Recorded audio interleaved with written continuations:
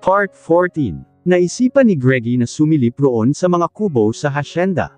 Sa may upo ang yari sa kawayan kung saan lagi niyang nakikita si Daniela na nakaupo at parang may malalim na iniisip. Sa totoo'y lagi na niyang ginagawa ito. Lagi na niyang lihim na sinisilap ang dalagang tagapagbantay sa tuwing gabi lalo na kapag maliwanag ang buwan ay lihim niya itong tinitingnan buhat sa malayo.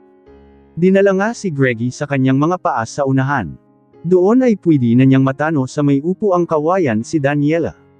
Alam niya kasing kapag ganitong maliwanag ang buwan ay tumatambay muna ito sa may upo ang kawayan at di muna matutulog agad. Pagkarating ni Greggy sa isang puno ay huminto na siya doon. Sa punong iyon, nakasanayan na rin niyang tumambay roon kung saan niya laging sinisilip si Daniela. Bahala na't magtataka si Kay kung bakit hindi siya nagbalik agad. At hindi nga siya nagkamali sa kanyang inaasahan, naroon nga si Daniela. Nakasandal ito sa upo ang yari sa kawayan. Sa ilang beses na niyang ginawang pagmamasid ng lihim rito doon ay di niya nagawang lapitan ito. Bakit? Takot ba siya kay Daniela? Hindi naman siguro ito magagalit kung lalapitan niya ito sa unang pagkakataon sa gabing iyon. At alam niyang labis itong magtaka at magulat kung sakaling lalapitan niya ito ngayon. Masarap naman sa pakiramdam ni Daniela habang damang-dama niya ang malamig ng simoy ng hangin sa kanyang balat ng gabing iyon. Nakasanayan na niyang doon magtambay. Masarap magtambay roon kapag gabi dahil bukod sa makakapagplano ka ng maayos kung anong susunod na gagawin mo sa buhay ay parang magkakaroon ka ng peaceful mind sa arang iyon. Ipinikit ni Daniela roon ang kanyang mga mata kahit hindi pa siya inaantok. Matagal pa siya bago makadama ng pagkaantok. Baka nga mga alas 11 pa siya ng gabi aantukan dahil nakasanayan na niya ang matagal na matulog. Sa ilang minutong pagpipikit niya ng kanyang mga mata ay may biglang nagsalita sa kanyang tabi na parang kara-rating lang nito. "Good evening, Daniela. Hindi ka pa ba natutulog?" Tanong ng isang tinig na pamilyar sa kanya. At alam na niya kung sino iyon, si Greggy Leon. Ang kanilang binatang amo. Gulat siyang nagmulat ng mga mata. "Sir Greg. Bakit nandito ka? May problema po ba kayo, sir?" Kaagad na naitanong niya rito. "Wala naman akong problema. Gusto ko lang rin magtambay dito ngayon." Tugon ni Greggy. Ganoon po ba? Magandang ang tambayan rito, sir." Tugon ni Daniela rito. "Ikaw, bakit hindi ka pa natutulog?" Tanong ni Greggy rito. "Halos gabi-gabi ako rito, sir, at talagang hindi pa ako natutulog sa ganitong oras." "Bakit po, sir? Need niyo po bang mapag-isa rito?" "Sige po, maiwan ko na kayo rito, sir." Ani Daniela na tumayo na kaagad. Ngunit labis siyang nabigla nang hinawakan siya ng kanyang among si Greggy. "Dito ka lang. Samahan mo ako, Daniela." Seryosong wika ni Greggy. Hindi siya agad nakaimik sa sinasabi nito. Sa tulong ng sinag ng buwan ay kitang-kita pa niya ang mga malalagkit na mga titig nito sa kanya. Kaya ayaw ni Daniela ng ganoong sitwasyon. Kaya mas minabuti niyang tatalikuran niya talaga ng tuluyan ang binatang amo. Ngunit ganoon na lang ang gulat ni Daniela nang kinabig siyang bigla ng binatang amo at marlang hinalikan sa labi. Labis siyang nagulat sa ginawa nito, at syempre, naitulak niya ito at nasample na labis namang ikinagulat ng binata. "Daniela, sorry, please, huwag kang magalit. It's only a kiss, walang mawawala sayo." Ani Greggy rito. Hindi maiintindihan muli ni Greggy ang sarili ng halikan niya si Daniela. "Napakasarap ng mga labi nitong halikan, hindi maganda ang ginawa niyo, sir, kaya pakiusap huwag na po ninyong uulitin." May himig na galit niyang wika rito. Okay, sorry." Muling sabi nito sa kanya. "Hinanap ko lang naman ang halik ng stranger woman. Gustong-gusto ko ang mga labi niya, tulad din sa'yo, Daniela." Wika ng binatang amo. Mas lalong nagulat si Daniela sa sinabi ng binatang amo nang marinig tungkol sa stranger woman. Hindi napigilan ni Daniela ang sarili at tinalikuran na niya ang kanyang among binata. Galit pa si Miss Kay nang bumalik na ang binata sa kwarto. Ngunit ramdam ni Miss Kay na wala nang gana pa si Greggy. Kinabukasan, "Kailangang kikilos na tayo, dahil natitiyak ko rin na siya din ang nag-utos na ipapatay ako." Galit ang mukhang wika ulit ni Greggy. "Maghahanap at maghahalungkat pa ako ng mga matitibay na ebidensya laban kay Don Salavia. Hindi ta basta-basta, Greg, buhay din natin ang malagay sa alanganin. Ako nga ang stranger woman, pero doble din ang pag-iingat ko. Papayag ka lang ba na mapapahamak ako?" Muling saad ni Miss K. Saglit na nakatitig si Greggy sa mukha ng kanyang bagong girlfriend. Sir Greg, handa na ang almusal sa mesa. Biglang dumating na sabi ni Aling Cora. Kaya tuluyang natigil ang pag-uusap ni Kay at ni Greggy. Sa pamamahay ni Don Salavia. Dinag na dinag ko na si Greggy de Chavez ang kausap mo at narinig ko lahat ang mga sinasabi mo sa kanya. Nanlilisik ang mga mata ni Don Salavia sa galit na muling hila-hila na naman ang buhok ni Charmaine. Aroy ko papa, bitawan mo ako, sigaw ni Charmaine habang umiiyak ng umiiyak. Huwag mo akong tawaging papa. Hindi kita anak. Baliw kang bata ka. Akala mo ba bibigyan ko pa kayo ng pagkakataong mabuhay pati na ang Greggy na layan pagkatapos mong sabihin? Sa kanya ang mga binabalak ko. Ani Don Salavia na hindi man lang binitiwan ang buhok ni Charmaine at mas lalong hinigpitan pa Leon ng todo. Salavia, tama na iyan. Bitawan mo ang anak ko, maawa ka sa amin Salavia. Sisigaw din ni Doña Teresita na biglang dumating. Isa ka pa, sigaw din ni Don Salavia kasabay ng pagsipa ng malakas kay Doña Teresita kaya napasadsad sa dingding ang mukha ng Doña. Mama, hayop ka din Salavia, hayo. Pagsisigaw ding wika ni Charmaine habang patuloy sa pag-iyak. Matagal na akong hayop Charmaine at alam nyo yan. Kaya huwag nyo akong sisihin kung anong magagawa ko sa inyo ng mama mo. Nakapagdesisyon na akong mas mabuti pang iligpit ko na kayong dalawa. Ngayon din, dahil sa laki ng kasalanan mo sa akin sa pagtawag at pagsumbong mo kay Greggy de Chavez Marlang saad ni Don Salavia. Salavia, maawa ka sa amin.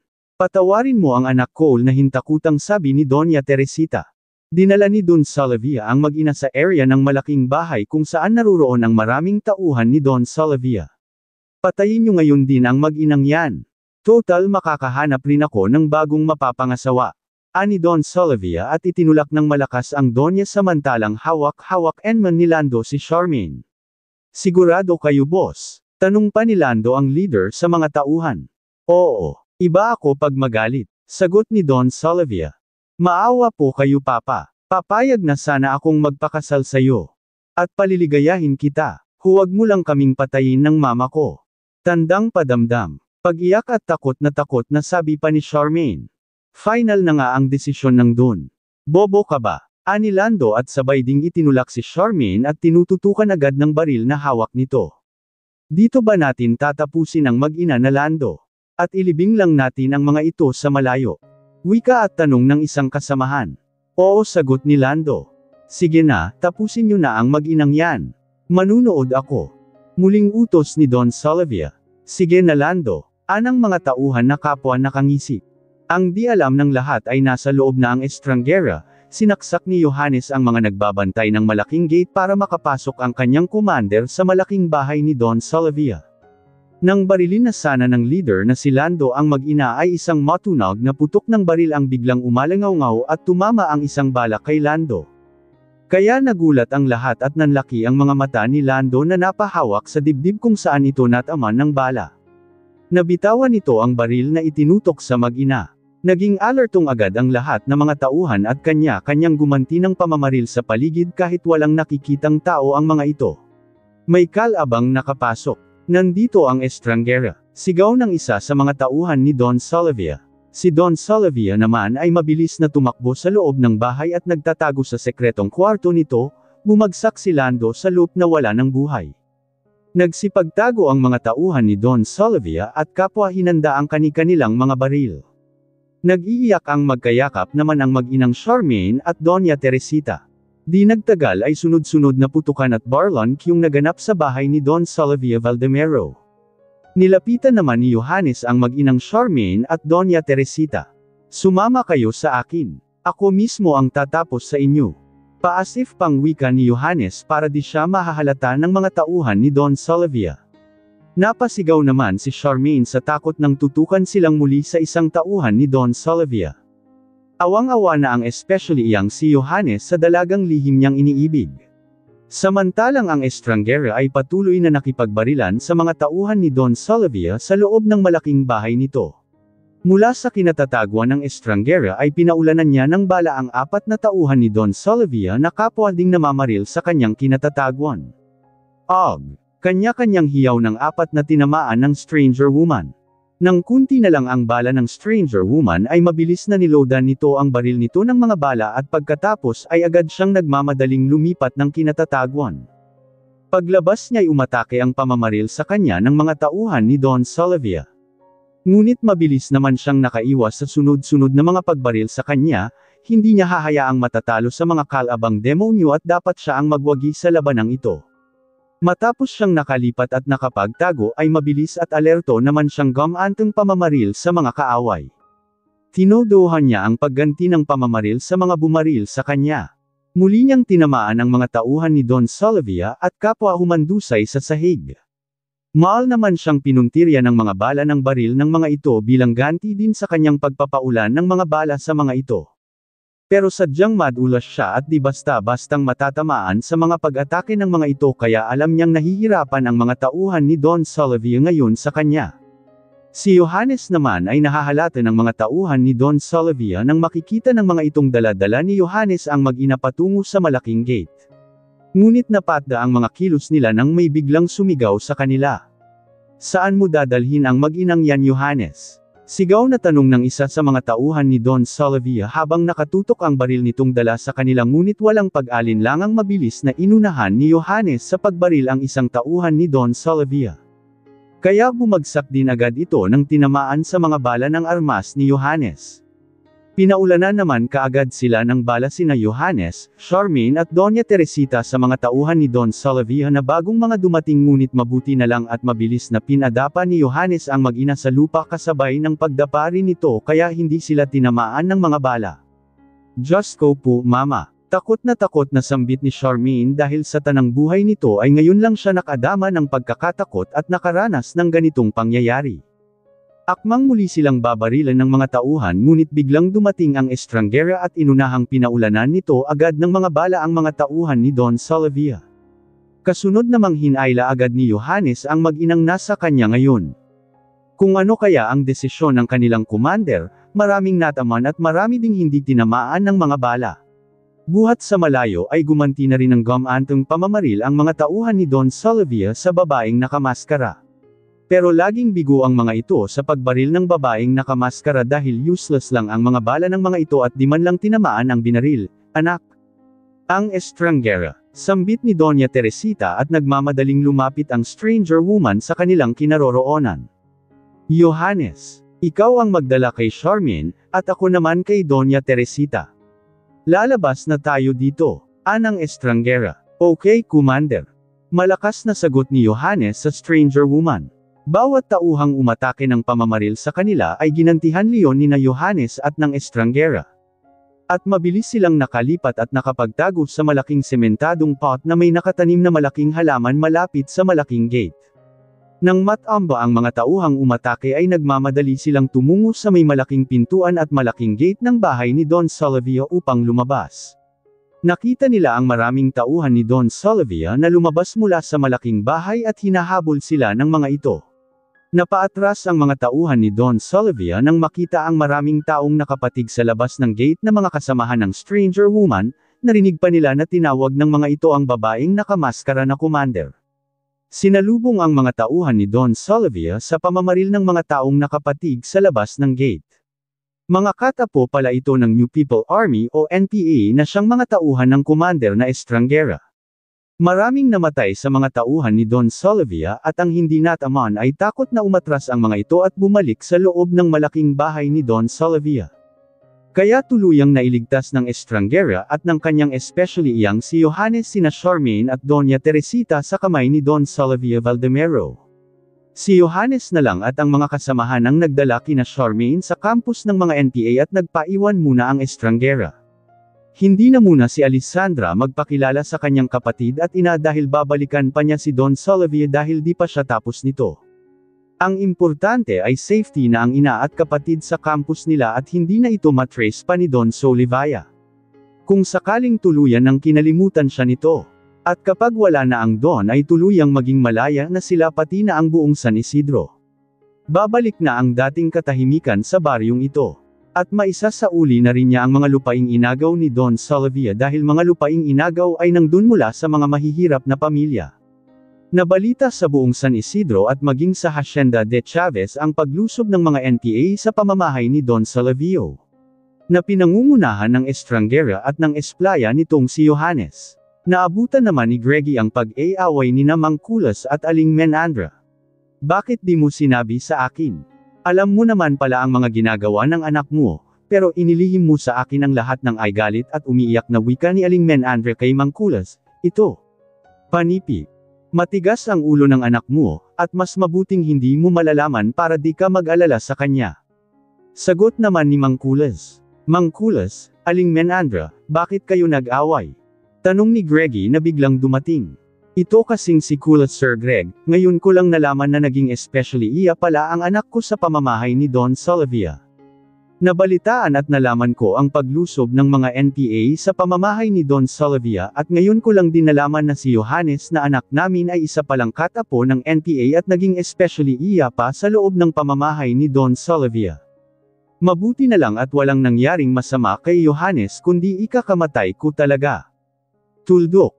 Si Aling Menandra na parang magwawala ito dahil sa mga nalalamang delikadong ginagawa ng anak nito. Ano? Anak mo pala ang especially iya ng Estrangera. Ang usap-usapan kasing narinig ko ay ang babaeng nakamaskara ay isa pala itong commander ng NPA. At dinala at niligtas ng mga ito si Charmaine at ang ina nito. Ani Greggy. Ano? Isang commander ng NPA ang babaeng nakamaskara. Kung ganoon magkakilala sila ng anak naming si Johannes. Gulat at di makapaniwalang wika ni Mangkulas. Tama ka Mangkulas, magkakilala nga ang anak mo at ang stranger woman. Alam kong nasa panganib ang buhay ni na Charmaine dahil nakatawag pa ito sa akin. At salamat sa Estrangera dahil niligtas niya ang mag-ina mula kay Don Salavia. Kailangan kong makausap si Kay dahil gusto kong malaman ang buong detalye. Ani Greggy. Ha? Bakit alam ni Miss Kay ang buong detalye? Taga-syudad yun diba? Tanong pa ni Aling Menandra. Proud kong sasabihin sa inyo Aling Menandra, Mangkulas na si Miss Kay na girlfriend ko at ang Estrangera ay Lisa. Kaya lang sana huwag nyo itong ipagsasabi kahit kanino kayo lang ang pinaalam ko nito. May isusumbat din ako sa kanya na hindi niya sinabi sa akin ang buong pagkatao niya na isa pala siyang commander ng NPA. Hindi ko alam kung anong gagawin ko sa sitwasyon ng babaeng mahal ko. Tuldok. Sabi pa ni Greggy. Namangha si na Mangkulas at Aling Menandra na si Miss Kay at ang Estrangera ay Lisa pala. Muling binalingan ni Aling Menandra si Mangkulas. Sisisihin kita habang buhay Kulas kung nagkataong may masasamang nangyari sa anak natin. Muling galit na wika ni Aling Menandra na siyang pagdating naman ni Daniela. Aling Menandra, the bakit po? Anong nangyari? Bakit nag-away po kayo ni Mangkulas? Tanong naman ni Daniela. Napatingin ang lahat kay Daniela sa biglang pagdating nito. Daniela, ang kaibigan mo ay isa palang katapo ng NPA at nag-espiya pa ito sa pamamahay ni Don Salavia. Hindi man lang sakin sinabi ni Kulas para mapigilan ko si Johannes. Sagot naman ni Aling Menandra kay Daniela.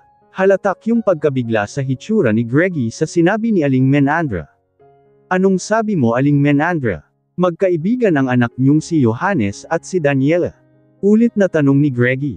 Oo sir, di ba minsan ko nang nasabi sa inyo na ang anak nga namin ang nagdala nitong si Daniela sa bahay namin. Para maghanap ng trabaho dito sa hacienda. Kaya pinapapasok namin ng trabaho si Daniela rito. Tuldok. Sagot ni Aling Menandra. Namutla ang mukha ni Daniela nang tingnan ito ni Greggy. Hindi alam ni Greggy kung bakit namutla ito. Opo sir, magkaibigan kami ni Johannes pero hindi ko alam ang mga pinaggagawa niya. Ani Daniela. Napatitig ng matagal si Greggy kay Daniela. Ni hindi niya makalimutan nang halikan niya ito isang gabi. Nang gabing iyon ay inangkin din niya si Miss Kay ngunit ewan niya kung bakit mas hindi niya makalimutan ang matamis nitong mga labing natitikman niya ng gabing iyon kaysa kay Miss Kay na talagang pinagsaluhan nila ang init ng kanilang mga katawan. Samantalang si Don Salavia ay kunti na lang ang tauhan nito dahil marami ang nasawi ng nilusob ang teritoryo nito sa mga NPA na pinangungunahan ni Commander Sandra o Estrangera. Isusumpa kung magtutuos kami ng Estrangera, dudurugin ko ang buong katawan niya kapag magkaharap kami. Pagbabayaran niya ang lahat ng ginagawa niya. Umuusok ang ilong sa galit na saad ni Don Salavia. Pero boss, delikado ang buhay natin dito sa teritoryo mo na titiyak dyong babalikan tayo ng stranger woman na yun, lalo ka na boss. Kaya kailangan nating umalis sa pamamahay mong ito. Sabi ng bagong leader sa mga natitirang tauhan ni Don Solivia at sumang-ayon naman ang mga kasamahan sa sinabi ng leader nila. Hindi ako natatakot sa stranger woman. Hihintayin ko ang pagbabalik niya, matapang na wika ni Don Solivia. Pero boss, napakadelikado ng kalaban nyo. Isa siyang commander ng NPA at di mo siya basta-bastang matatalo sa labanan. Lalo nang may maraming kasamahan ito. Kaya delikado talaga tayo dito boss. Babalikan talaga tayo ng estranggerang iyon. Giit ng bagong leader na nagngangalang Berto. Okay, aalis na tayo dito. At bago tayo tuluyang lalayas sa lugar na ito ay kailangang tatapusin muna natin ang buhay ng binatang si Greggy De Chavez, dahil may malaking posibilidad na isa ito sa gagawa ng paraan kung paano ako maipapakulong dahil mayaman ang pamilya nito. Kaya sisiguraduhin ko muna siyang ipapaligpit at ako mismo ang mangganguna sa inyo sa pagpupunta sa Hacienda De Chavez para hindi talaga tayo papalpak. At alam kong hindi na malalaman pa ng estranghera ang mga plano natin dahil wala na siyang especially iya dito sa atin. Mahabang salita ni Don Solivia. At habang si SPO1K Morales ay nagmamadaling pumunta sa Hacienda nang tinatawagan ito ni Greggy para papuntahin sa Hacienda. Kyle, nasaan sina Charmaine at ang ina nito? Saan niyo sila dinala? Salubong na tanong ni Greggy sa bagong girlfriend na si Miss K. At bakit hindi mo sinabi sa akin ang lahat tungkol sa pagkatao mo? Na isa kang commander ng New People Army. Bakit itinago mo pa ito sa akin, K? Sunod-sunod na tanong at dugtong pa ni Greggy. Kunot noong tiningnan ni Miss K si Greggy. What? I did not understand. Naguguluhang sabi ni Miss K sa binata. Di ba niligtas mo si Miss Charmaine at ang ina nito mula J. Don Solivia? Di ba ikaw ang stranger woman? Bakit parang wala kang kaalam-alam sa mga nangyari? Takang tanong ni Greggy na tinitigan si Miss K at nagsasalubong ang mga kilay nito. Ha? Niligtas? Sorry Greg. Oo nga pala. Namumulang wika ni Miss K. Parang nagdududa ang mga tinging ipinukol ni Greggy kay Miss K. Magkakakilala kayo ng anak ni Aling Menandra at Mang Kulas. Nabalita kasing naging especially iya mo ito. Muling wika ni Greggy. Ha? Oh yes Greg. Tama ka. Nauutol na wika ni Miss K. Liar. Biglang sigaw ni Greggy na ikinabigla din ni Miss K. Greg. Kinabahang sambit K. Niloloko mo ako K. Tandang padamdam. Obvious na obvious. Hindi ikaw ang stranger woman. Damn it. Galit na sigaw ni Greggy. Naluluhang biglang napayakap si Miss K sa binata. I'm so sorry. Hindi ko intensyon na lalakoan ka Greg, nagawa ko lang naman ta dahil mahal na mahal kita. Tuldok. Umiiyak na wika ni Miss K. Dahil sa galit ni Greggy ay marahas na kinalas ng binata ang pagkakayakap ng mga braso ni Miss K na nakapulupot sa kanyang baywang. Sinira mo lang ang pagkatao mo sa harapan ko K. Hindi ako makapaniwalang lalakoan mo ako ng ganoon kadali. Mariing wika ni Greggy sa dalagang polis. Sorry, please. I'm so sorry, bakit ba kasi pinagkakaabalahan mo ang stranger woman? Hindi siya nababagay sa'yo Greg, isa kang hanggal na umiibig sa babaeng hindi mo kilala, isang malaking kahibangan yan Greg.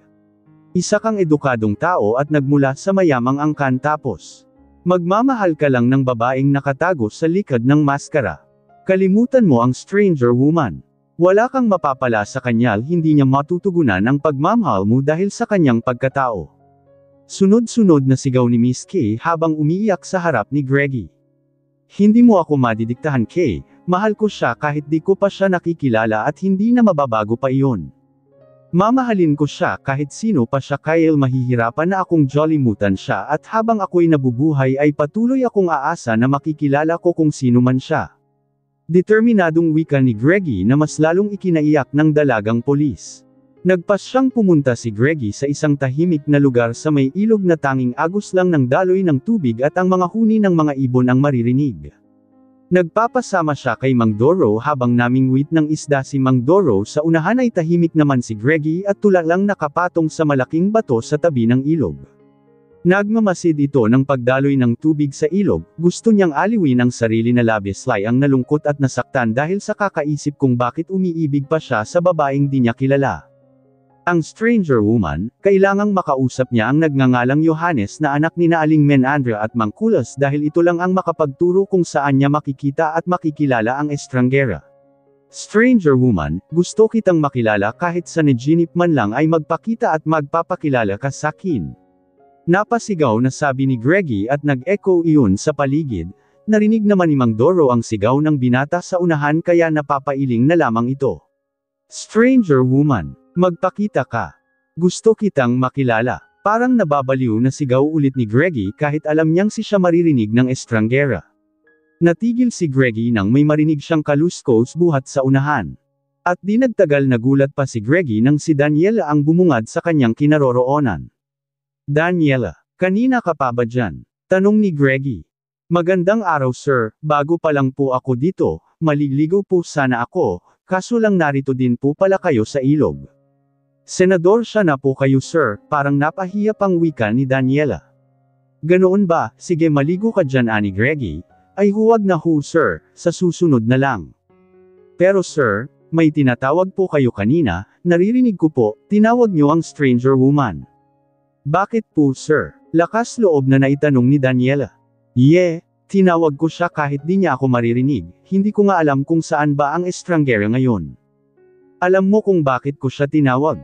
Dahil mahal ko siya, at ito'y tunay at wagas mahabang sagot ni Greggy. Saglit pang nabigla si Daniela sa itinurang iyon ng among binata. Pero sir, di mo siya kilala, kalimutan mo Slaya, isang kalokohang magmahal ng babaeng di mo kilala. Naisalita ni Daniela at di iyon nagustuhan ni Greggy. Pero di ko siya makalimutan, period, sagot pa ni Greggy na parang may himig na galit ito. Kung ako sa iyo sir, ibaling mo na lang sa iba ang pagmamahal mo, marami namang babae sa paligid mo. At kalimutan mo ang babaeng nakamaskara hindi siya nababagay sa iyo. Matapang na naisalitang muli ni Daniela, shut up. Okay. Sino ka ba para turuan ako ng ganyan para kang si Miss K, at kanino mo gustong ibaling ang pagmamahal ko? Ha Daniela, masungit na tanong ni Greggy, marami namang mga babae sa paligid mo sir. Sorry po nagmamakialam ako hindi po bagay ang pagmamahal niyo sa stranger woman. Hindi siya nababagay sa isang tulad niyo, muling saad ni Daniela. Bakit Daniela? Paano mo nasabi yan? Tumol kaibigan mo si Johannes at commander ni Johannes ang stranger woman, sabihin mo sakin ang totoo, kilala mo ba ang babaeng nakamaskara? At saan ko sila pwedeng makita? Maautoridad na tanong ni Greggy habang di hiniwalayan ng tingin si Daniela. Halatang ikinatigil naman saglit ni Daniela ang mga tanong at sinabi rito ni Greggy ng mga oras na iyon. Nagkaroon ng pag-asa si Greggy kung paano niya makilala ang babaeng nakamaskara. Hindi pa rin siya makapaniwala na magawa siyang lokohin ni Miss K. Morales. At dahil sa ginawa nitong panloloko sa kanya, wala po akong alam sa lahat ng itinanong niyo sir. Sige mauna na nga ako sa dream ma'am, una na po ako sa inyo sir. Tuldok, sabi ni Daniela na ang mga matang nagpapalam. Tuluyang umalis na si Daniela ngunit nanatili pa ring nakatingin si Greggy kung saan dumaan paalis ang dalagang tagapagbantay. Hindi maintindihan ni Greggy ang sarili parang nais niyang laging kasama si Daniela at napansin niyang masaya siya kapag makakausap niya ito. Pero inignore niya ang mga naramdamang iyon dahil iisang lang ang kanyang pinapangarap, ang stranger woman. Siguro'y pagtatawanan siya ng kanyang buong pamilya kapag malalaman ng mga ito na nagmahal nga siya pero sa isang maling babae isang babaeng di kilala at leader pa ng mga New People Army. Sa pamamahay ni Don Salavia, boss. Humihingal sa sambit ng kara-rating lang na bagong leader ng mga tauhan ni Don Solivayo na si Berto. Bakit? Anong nangyari? Nagtatakang tanong ni Don Salavia. Ang mga lupaing inagaw mo boss sa mga tao, ay may nakalagay na malaking karatula. No trespassing, hindi ko pinansin ang karatula at talagang tinahak namin ang isa sa itong lupain ngunit ganoon na lang ang pagkakagulat namin nang may mga bumaril sa amin kaya namatay ang apat na kasama namin boss, bago kami nagsipagtakbo palayo ay nasulyapan namin ang mga taong nakapatig na kapwa nagtatago sa mga damuhan. Mabuti na lang at di kami hinabol. Mahabang salaysay ng leader na si Berto. Ano, wala nang iba, mga kasamahan ng stranger woman ang mga yun. Mga rebelde sila. Hayop talaga, pinakialaman talaga ako ng estranggera. Malagat na naman ang matang wika ni Don Sylvia sa galit. Tama ka boss, sabi ko delikado tayo rito. Sinisingil ka na boss ng stranger woman kung sino man ito siguro isa siya sa mga nabibilang na pamilyang naging biktima mo noon boss. Ani Berto, aalis na tayo, ngayon din dito. Sisiputin muna natin si Greggy de Chavez sa kanilang hasyenda, bago tayo tuluyang lalaya sa lugar na ito. Papatayin muna natin ang binatang de Chavez dahil mainit talaga ang dugo ko sa mga taong pwedeng magpapakulong sa akin. At lalo na sa estranggera. Abi ni Don Sylvia na namumula pa rin ang mukha sa galit nito. Nagpanggap na bibisita lamang sina Don Sylvia kay Greggy de Chavez sa hasyenda. Si Don Sylvia at ang bagong leader sa kanyang mga tauhan na si Berto ang nagpapakita lamang sa hasyenda at ang mga kasamahang tauhan ng Don ay nakatago at nakapwesto na sa paligid dahil kapag anong nangyari ay aatake agad ang mga ito. Apat lang ang guard ni na Reggie sa hasyenda sa malaking bahay. Takot na takot ang mga tauhan ni Greggy na nagtatrabaho sa hasyenda nang biglang dumating si Don Sylvia at ang kasama nitong leader na si Berto. At ang mga katulong ni Reggie na kapwa taga San Isidro ay takot na takot din ang mga ito nang makitang naging bisita ng kanilang amo si Don Sylvia kaya kahit pag-serve ng merienda sa mga ito ay parang di nila kaya. Pati si Greggy ay hindi nagbigay ng kumpiyansa sa kanyang mga bisita. Ano pong maipaglilingkod ko sa inyo Don Sylvia Valdemera? Seryosong at formal na tanong ni Greggy sa mga ito at mariing nakatitig sa Don at sa kasama nito. Malawak ang ngiting nagsalita si Don Sylvia. Bueno, nandito ako Mr. De Chavez para makipagkaibigan sayo. Kahit ngayon lang tayo nagkita sa personal, kaya pala nagkagusto sayo si Charmaine. Dahil mala Adonis naman pala ang kaguwapuhan mo. Ani Don Sylvia na hindi nawaglit ang mga ngiti sa labi samantalang tahimik lang ang kasama nitong leader ng mga tauhan nito. Nagsimulang kabahan si Greggy at pasimpleng nilibot ang paningin sa buong Haitiana. Upo ang kawayan sila na siyang laging tinatambayan ni na Aling Menandra. Mangkulas at Daniela kapag wala ng trabaho ang mga ito, malapit lang ito sa mga kabong nakalinya sa hasyenda. Makipagkaibigan. Matanong lang kita Don Sylvia, nabalita sa buong San Isidro at dito sa hasyenda ang paglusob ng NPA sa pamamahay mo na pinangungunahan na estranggera. At ang lalaki ay kinuha ng mga ito sa poder mo sina Charmaine ang ina nito, bakit, anong ginawa mo sa mag-ina? Pangungusi sa pa ni Greggy at salubong ang mga kilay. Waglit ang mga ngiti sa labi ni Don Sylvia, oh, come on. Huwag mong panghimasukan ang buhay ko Mr. De Chavez. Nandito ako para makipagkaibigan sayo at hindi makipag-away. Ani Don Sylvia. Ganoon ba Don Sylvia? Sana naman ay totoo layang mga sinasabi mo. Tuldok. Sabi naman ni Greggy at inihanda ang kanyang sarili dahil iba talaga ang kutob niya sa pagpunta ngayon sa kanya ni Don Sylvia Valdemero. Hindi alam ni Don Sylvia na paparating pa lang ang mga ito ay pinahanda na ni Greggy ang apat niyang guard sa malaking bahay sa hasyenda. At pati siya ay may ikinubling baril sa kanyang makakapal na jacket sa bulsa nito. Bakit Mr. Greg Ethan De Chavez? Nagdududa ka ba sa pagpunta ko rito? Tandang pananong. Tanong pa ni Don Sylvia. Hindi naman Don Sylvia kalmadong sagot ni Greggy, napasulyap si Don Sylvia sa kasamang leader ng kanyang mga tauhang si Berto. Inilibot din ni Don Sylvia ang mga mata sa paligid, nang makitang walang katao-tao dahil kapwa na mahinga ang mga tauhan sa oras na iyon sapagkat tanghaling tapat ang pagpupunta ni na Don Sylvia sa hasyenda.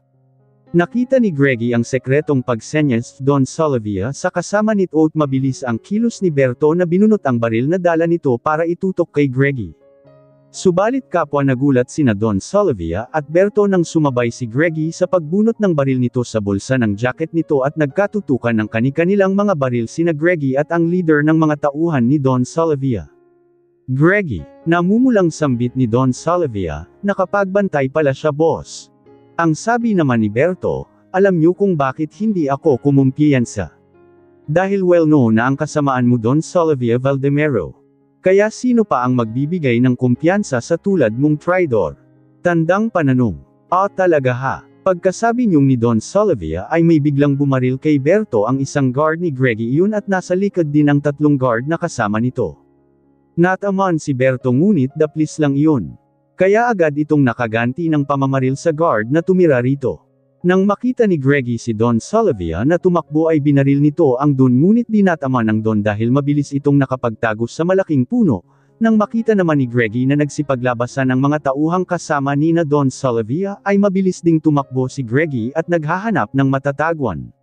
Subalit bago pa siya nakarating sa mga mayayabong na mga damuhan ay natama na Sly ng bala sa isang braso sa pagbaril sa kanya mga tauhan ni Don Salavia.